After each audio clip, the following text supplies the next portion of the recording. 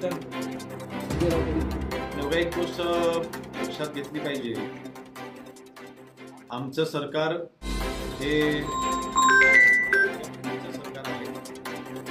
महिलांच्या बाबतीमध्ये अत्याचार जे होत आहेत त्या बाबतीत 0 टॉलरन्स ही पॉलिसी आमच्या सरकारची पहिल्या दिवसापासूनची राहिलेली आहे.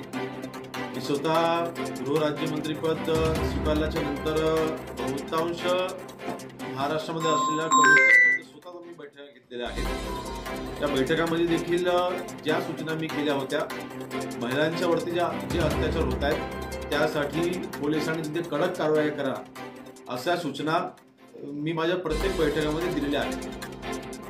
नक्कीच काल जे काही वक्तव्य मी केलं त्याचा विरोधकांकडून हा विपर्यास केला जातोय.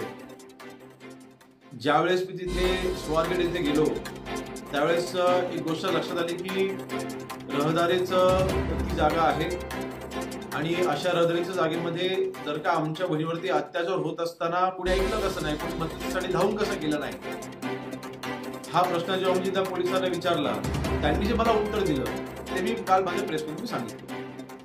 मला वाटतं याचा माझ्या वक्तव्याचा विपर्यास करून याचा राजकारणासाठी वापर जर का विरोधक करत असतील तर मला ते अतिशय दुर्दैवी आहे.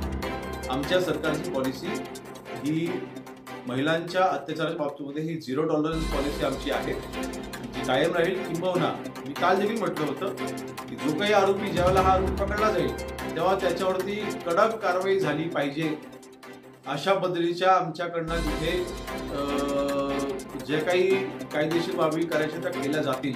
माझं कालचं स्टेटमेंट होतं. म्हणून आरोपीला वाचवण्याचा प्रश्नच उद्भवत नाही. उलट त्या आरोपीला मुस्कळा त्यांच्या आवडण्यासाठी पोलिसांची यंत्रणा गेले 2 दिवस परिश्रम घेत होती. त्याला यश देखील आलं आणि शेवटी गृहराज्यमंत्री म्हणून माझा तिकडे जाण्याचा उद्देश देखील हाच होता की पोलिसांच्या मार्फत जी कारवाई केली जाते ती योग्य आहे की नाही त्याच्यावरती लक्ष ठेवण्यासाठी किंवा लवकरात लवकर त्या आरोपीला पकडा, त्याच्यावरती कारवाई ही कडक झाली पाहिजे ह्या सूचना देण्याकरता मी तिथे आलो होतो. त्यामुळे आरोपीच्या बाजूने आमचं सरकार आहे की आरोपीला वाचवण्याचा जो प्रयत्न करताय असे जे आरोप आमच्यावरती होत आहेत त्याचं मी खंडन करतो. या आरोपीला जास्तीत जास्त कडकात कडक शिक्षा, कठोरात कठोर कारवाई या आरोपीवरती होईल अशा पद्धतीच्या असं आमचे प्रयत्न असतील. संजय राऊत यांनी देखील तीव्र शब्दात बघा, विरोधकांच्या बोलण्याकडे मी जास्त लक्ष देत नाही. मग तेवढंच सांगेन की आता मी माझा उद्देश काय होता मी हे स्पष्ट केलेलं आहे. माझ्या वक्तव्याचा विपर्यास केला गेलाय आणि त्याचा राजकारणासाठी वापर होत असेल